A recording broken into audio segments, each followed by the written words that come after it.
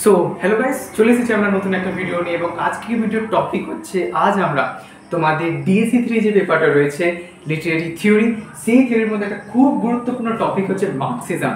সেই Marxism topic যেটাকে তোমরা বলতে পারো মার্কসিস্ট লিটারেরি ক্রিটিসিজম, এই টপিকটা সম্পর্কে আজ আমরা সবিস্তারে আমাদের এই ভিডিওতে আলোচনা করার চেষ্টা করব। তাই জন্য আজকের ভিডিওটি কিন্তু খুবই গুরুত্বপূর্ণ হতে চলেছে, তাই তোমরা শেষ পর্যন্ত অবশ্যই দেখতে থাকো।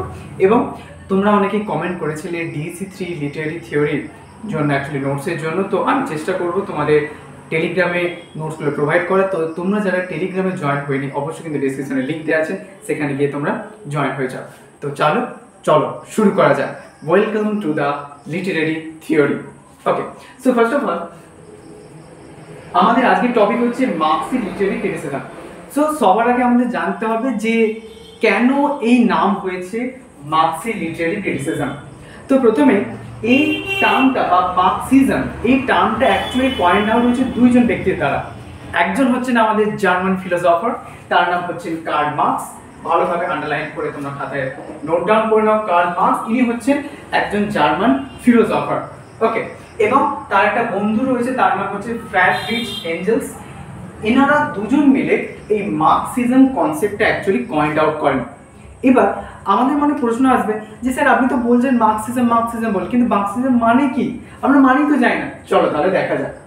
আচ্ছা, প্রথমেই আগে একটু দেখে নাও, দ্য এইম অফ মার্কসিজম মানে মার্কসিজমের যেটা প্রধান পারপাস বা এম, সেটা কি?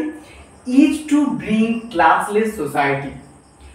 অর্থাৎ দেখবে আমরা বিভিন্ন রাইটিং এ শুনে থাকি, যেমন upper class, middle class, lower class, এরকম তিনটে ক্লাসে আমরা ডিভাইড করে থাকি। ওকে, যেটা অ্যাকচুয়ালি ঠিক না। সো মার্কসিজমের যেটা প্রধান পারপাস হচ্ছে যে আমাদেরকে এমন একটা ওয়ার্ল্ড তৈরি করতে বা এমন একটা সোসাইটি তৈরি করতে হবে যেই সোসাইটিতে কোনো রকম কোনো ক্লাস ডিভিশন চলবে না। এবং তাই জন্য বলা আছে the aim of Marxism is to bring classless society. একটা ক্লাসলেস সোসাইটি নিয়ে আসা মার্কসিজমের প্রধান যেটা পারপাস বা উদ্দেশ্য।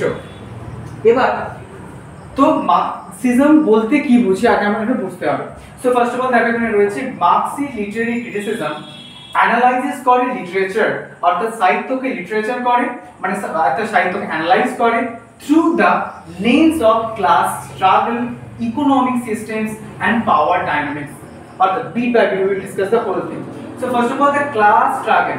দেখবে আমরা এরকম অনেক রাইটিং, যেমন তোমরা আমরা পরবর্তীকালে এক্সাম্পলে যেমন দেখবে তোমরা হচ্ছে ডেভিড কপারফিল্ড রয়েছে চার্লস ডিকেন্সের, বা তোমরা দেখবে হচ্ছে তারপর ওখানে যে ডেভিড কপারফিল্ডে, সেখানে দেখবে বিভিন্নভাবে একটা পভার্টির একটা অ্যাটমসফিয়ার সেখানে চার্লস ডিকেন্স সেখানে তৈরি করছেন। এবং যেটা কি করছে, যেটা আমাদেরকে ক্লাস স্ট্রাগল, এই যে কনসেপ্ট, এই কনসেপ্টটার দিকে অ্যাকচুয়ালি আমাদেরকে ইন্ডিকেট করছে যে কেমন করে তখনকার দিনের সোসাইটির মানুষেরা অত্যন্ত স্ট্রাগলের সাথে কিভাবে সোসাইটিতে বেঁচে থাকতো, সেটা আমাদেরকে চার্লস ডিকেন্স তার ডেভিড কপারফিল্ডে দেখিয়েছিলেন। এবং তারপরে রয়েছে ইকোনমিক সিস্টেম, এবং এমনভাবে ইকোনমিক সিস্টেমটা তৈরি যেটায় কি বলা হয়, যেটাই বলা হচ্ছে যে যারা আপার ক্লাস মানুষেরা যারা রয়েছে তারা অত্যন্ত লাভবান হচ্ছে, কিন্তু যারা লোয়ার ক্লাস যারা মানুষেরা রয়েছে তারা অত্যন্তই আরও তাদের হচ্ছে ডিক্লাইন হচ্ছে।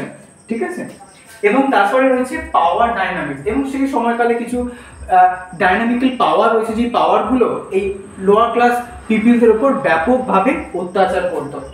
Being texts as reflections of the material condition. এবং এই লিটারেচার কি করে, এই লিটারেচার বা সেই সময়কালে টেক্সটগুলো আমাদেরকে কি বলে, আমাদেরকে দেয় যে মেটেরিয়াল যে কন্ডিশন, যেটা যে সেই সময়কালে কন্টেম্পোরারি ওয়ার্ল্ডের যে সিচুয়েশন, সেই সিচুয়েশন আমাদের সামনে ফুটিয়ে তোলে। ওকে, তারপর হচ্ছে the social relations of that time, এবং ওই টেক্সটের সাথে সেই কন্টেম্পোরারি সোসাইটির যে রিলেশন তোমরা এই একটা লাইন রয়েছে, লাইনটা তোমরা প্রায় শুনে থাকবে, যেমন literature is the mirror of society. যে লিটারেচার কি করে, আমাদের সোসাইটি যেমন তেমনটাই অ্যাজ ইট ইজ তুলে ধরে। তাই জন্য literature is the mirror of society.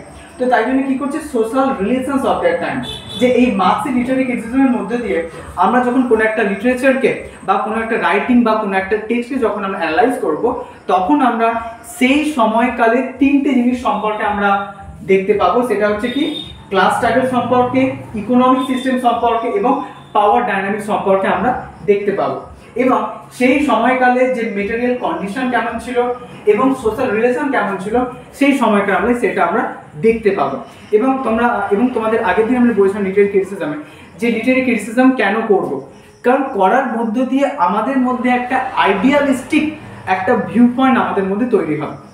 এবার কি দেখা যাক যে এই মার্কসের লিটারি ক্রিটিসিজমের মধ্য দিয়ে আমরা কোন কোন জিনিসগুলোকে আমরা শিখতে পারবো, কোন কোন আমরা ইনফরমেশন জানতে পারবো। সো ফার্স্ট পয়েন্ট রয়েছে অ্যানালাইজিং সোশ্যাল কনটেক্সট। যে কোনো একটা সাপোজ চার্লস ডিকেন্সের তোমাদের যেমন রয়েছে, এটা একটু খাতায় নোট ডাউন করে নাও তোমরা। চার্লস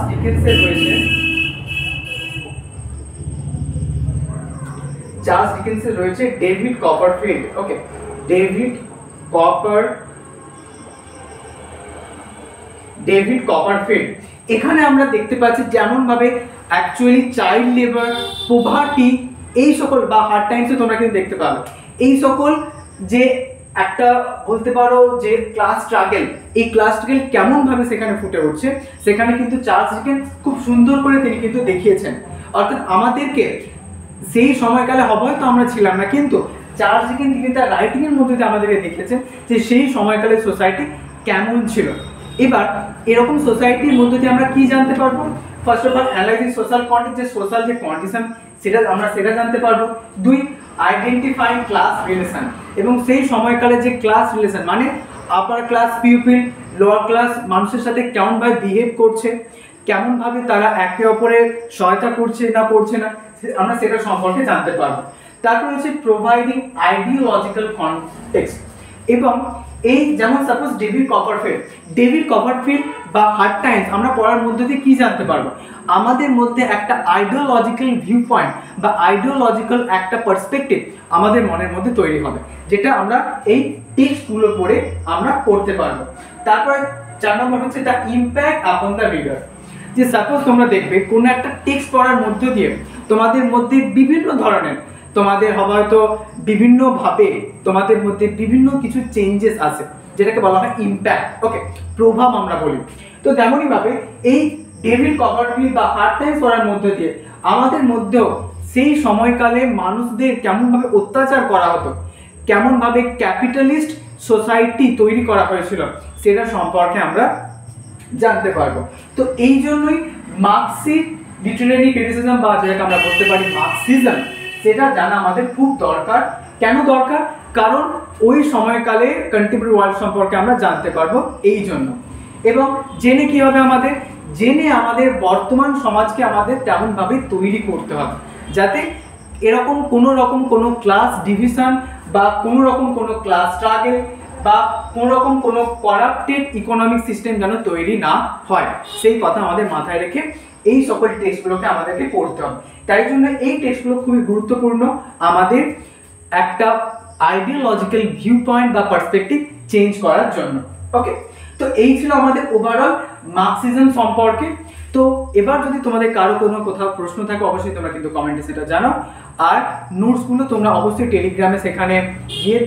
টেলিগ্রামে গিয়ে তোমরা সেখানে গিয়ে নোটসগুলো কালেক্ট করে নিতে পারো। ওকে, বেস্ট অফ সবাইকে, খুব ভালোভাবে তোমরা কিন্তু এক্সাম দাও, এবং কারো যদি কোথাও কোনো ডাউট থাকে অবশ্যই কিন্তু কমেন্টে জানাতে ভুলে না। বেস্ট অফ, সাবধানে থেকো, সুস্থ থেকো।